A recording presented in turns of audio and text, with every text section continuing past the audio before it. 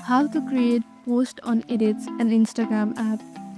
In this video, I'm going to show you how you can create a post on edits. It's super simple, so without any further ado, let's get started with the video.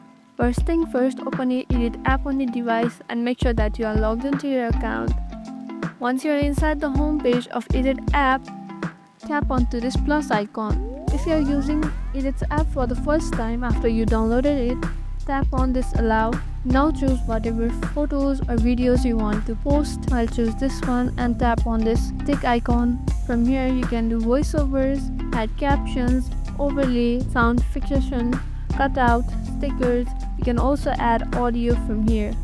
Once you have done all the edit, you'll tap on export.